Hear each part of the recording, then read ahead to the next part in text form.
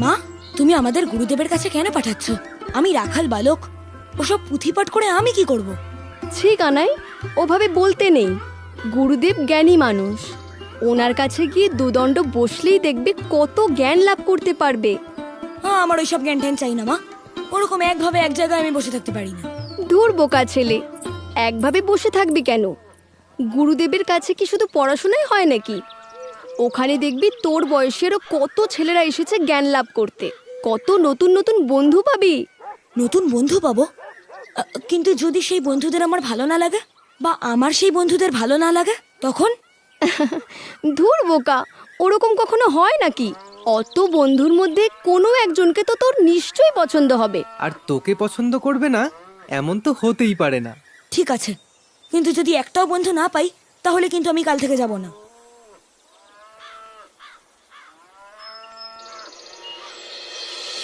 আজ গুরুদেবের আশ্রমে প্রথম দিন, দেরি করা ঠিক হবে না। আজ প্রথম দিন বলে মা আমায় দুপুরে খাওয়ার জন্য একটা মোয়া পাঠিয়েছে।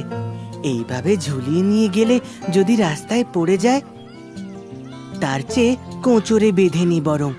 আহ, উম, আহ, আহ, আহ।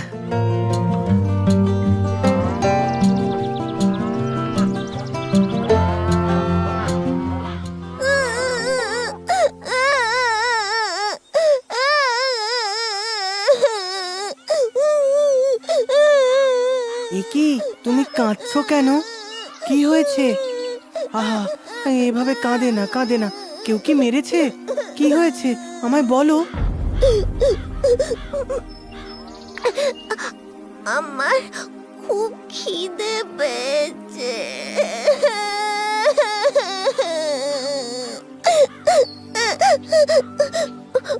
খিদে পেয়েছে? আহারে, তোমার মা কোথায়? মা নেই তো।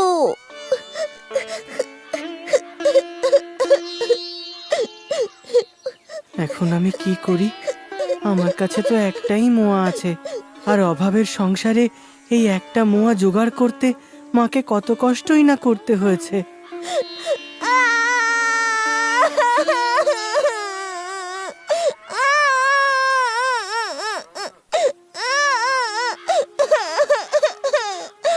আমার খিদে পেয়েছে।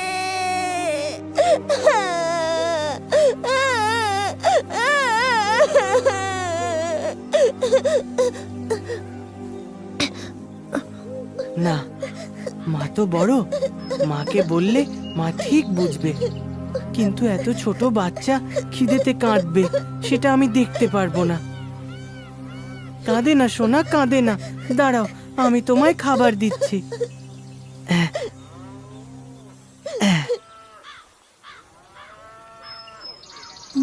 মোয়া আমি খাবো?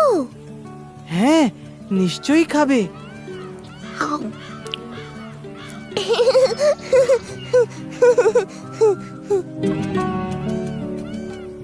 দাদা ভাই, এত মন দিয়ে কি দেখছো?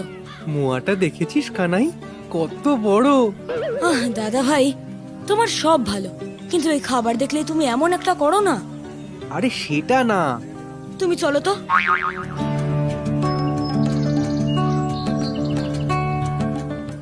ভালো লাগছে সোনা? না না, আমার লাগবে না, তুমি খাও। খাও খাও সোনা, খাও। না, আর খাবো না, আমার পেট ভরে গেছে। বেশ, তাহলে বাকিটা রেখে দাও, পরে খিদে পেলে খেও, কেমন?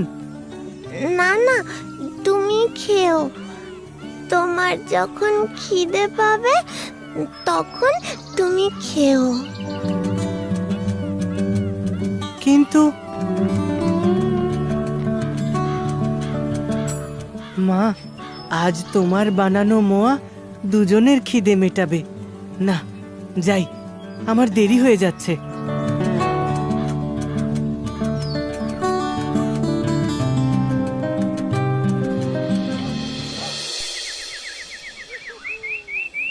তুই আমায় ওরকম ভাবে টেনে নিয়ে এলি কেন? তা নয় তো কি, তুমি ওখানে দাঁড়িয়ে দাঁড়িয়ে একটা বাচ্চার খাবারের দিকে তাকিয়ে থাকতে? আরে না না, তা না,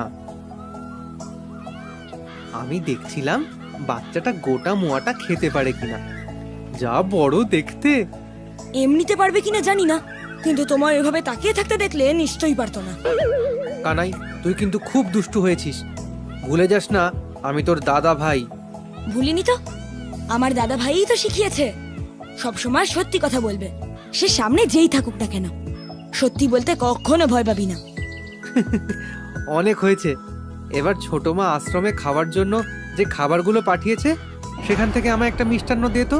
বাচ্চাটাকে মোয়া খেতে দেখে আমারও খিদে পেয়ে গেল। খাবার?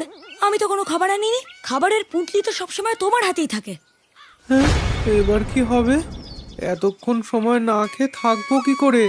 ইস, ছোট মা আজ কি ভালো ভালো খাবার বানিয়ে দিয়েছিল। না, আমি এক্ষুনি যাচ্ছি।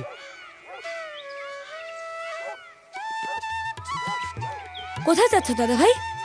আমি ছুটতে গিয়ে খাবারটা নিয়ে আসি। ও মা, তা কি করে হবে?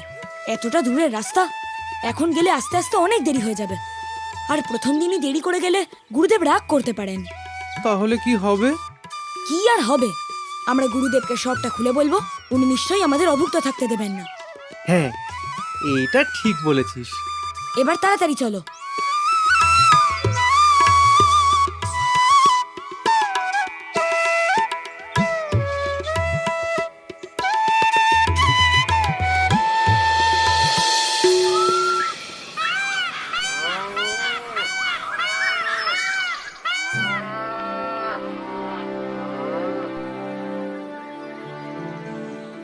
আজ তোমাদের প্রথম দিন, তাই আজ আমরা কোনো পুঁথি পাঠ করব না।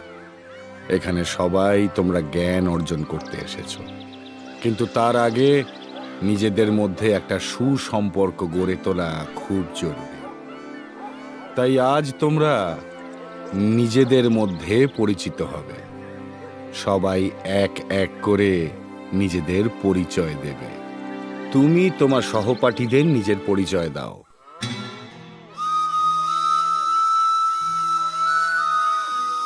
আমার নাম কানাই, আমি গোকুলের রাখাল বালক।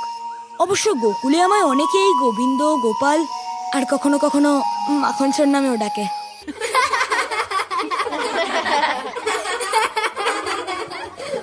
শুনতে হাসি পাওয়াটা স্বাভাবিক, কিন্তু এভাবে নিজের পরিচয় দিতে গেলে সৎসাহসের প্রয়োজন পড়ে।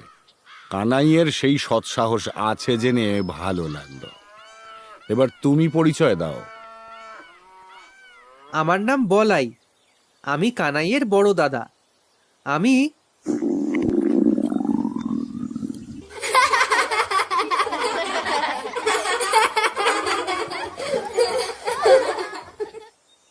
প্রণাম গুরুদেব। তুমি? গুরুদেব, আমার নাম সুদামা। আমি আপনার নতুন ছাত্র। এখানে আসতে দেরি হয়ে গেছে, আসলে পথে। থাক, দেরি করে আসার কোনো অজুহাত আমি শুনি না। আমার আশ্রমে আসলে হয় সময় মতো আসবে, আর না হয় আসবে না। আজ প্রথম দিন, তাই তোমায় পাঠিয়ে দিচ্ছি না। কিন্তু এই সূত্রে সবাইকে জানিয়ে দিই, আমি এখানে শুধুমাত্র জ্ঞান দান করি না। আমার আশ্রমের প্রতিটি ছাত্রের সার্বিক উন্নয়ন হলো আমার লক্ষ্য। তাদের মধ্যে মানবিক ও চারিত্রিক গুণাগুণগুলো বিকাশ ঘটানোই হলো আমার আসল উদ্দেশ্য। আর সময়ানুবর্তিতা হলো সেই রকম একটা গুণ। তাই সবাই প্রতিদিন ঠিক সময়ে আশ্রমে উপস্থিত হবে, এর কোনো অন্যথা করা যাবে না। সুদামা, তুমি বসো। বলাই, বলুন গুরুদেব। তোমার বোধহয় খুব খিদে পেয়েছে। আসলে গুরুদেব, লজ্জা পাওয়ার কোনো কারণ নেই।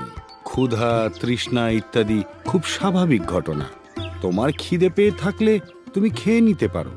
সত্যি কথাটা বলে দাও দাদা ভাই। খেতে পারবো না গুরুদেব। কেন খেতে পারবে না? আমি তো অনুমতি দিলাম। আসলে আমি আজ বাড়ি থেকে খাবার আনিনি। কেন? এতটা সময় এখানে থাকবে, খাবার তো আনার কথা। মা বানিয়ে দেননি নাকি? না গুরুদেব, ছোট মা তো আজ আমাদের জন্য অনেক রকম খাবার বানিয়েছিলেন, আমি আনতে ভুলে গেছি। ভুলে গেছো? খুবই অন্যায় করেছো।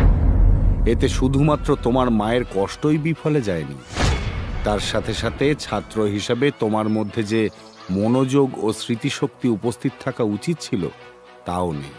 আর এর ফল তোমাকে ভোগ করতে হবে। ফল? হ্যাঁ, ফল।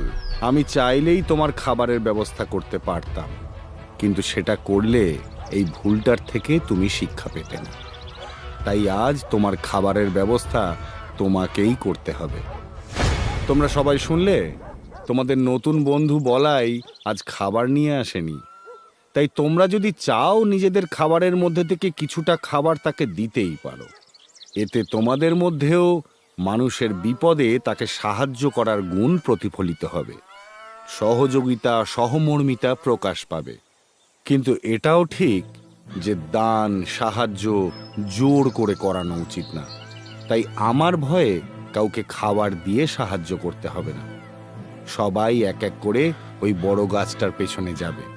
খাবার রাখার ইচ্ছে হলে রাখবে, না হয় এমনিতেই ঘুরে চলে আসবে।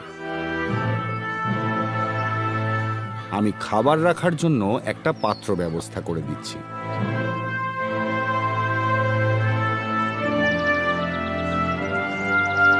দাদা ভাই, তোমার মনে হচ্ছে এরা কেউ আমাদের খাবার দেবে? কেন, তোর কি মনে হচ্ছে দেবে না? তখন পরিচয় দেওয়ার সময় আমাদের কথা শুনে সবাই কিরকম ভাবে হাসছিল লক্ষ্য করনি? আমার মনে হয় না এখানে আমি একজনও বন্ধু খুঁজে পাবো। আর একটাও বন্ধু না পেলে আমি কিন্তু কাল থেকে আর আসবো না বলে দিলাম। কেউ যদি খাবার না দেয় তাহলে আমিও আর আসবো না। তোমরা এবার এক এক করে গাছের পিছনে যাও।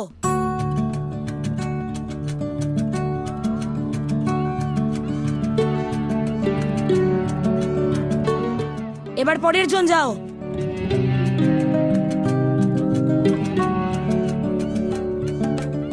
আর কি কেউ বাকি আছে? আমার নাম সুদামা, আমি বাকি আছি।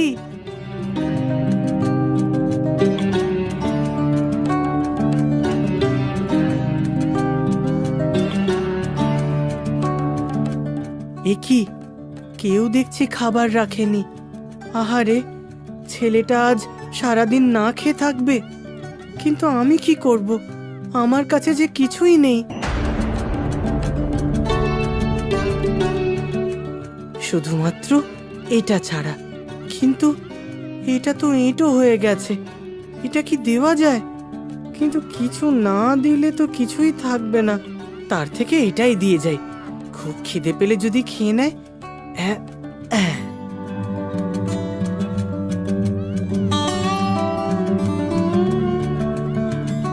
কি, এতজন মিলে এই খাবার রেখেছে আমার জন্য? তাও ভালো, আমি তো ভেবেছিলাম কিছুই পাবে না। এ বাবা, এটা তো অর্ধেক খাওয়া। এরকম দেওয়ার থেকে তো না দেওয়াই ভালো ছিল। এ তো আরো খারাপ। না জেনে মন্তব্য করাটা ঠিক হবে না দাদা ভাই। যে দিয়েছে তার কাছে হয়তো এটুকুই ছিল। কি করে জানলি? দেখ, খেয়ে ভালো লাগেনি হয়তো, তাই এখানে রেখে গেছে।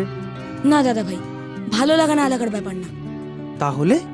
তুমি ঠিকই বলেছিলে, বাচ্চাটা মোয়াটা পুরোটা খেতে পারেনি, আর সেটাই তুমি পেয়েছো।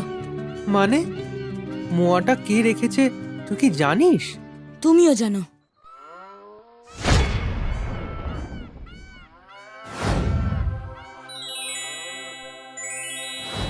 তার মানে ও না খেয়ে আমায় খেতে দিয়েছে।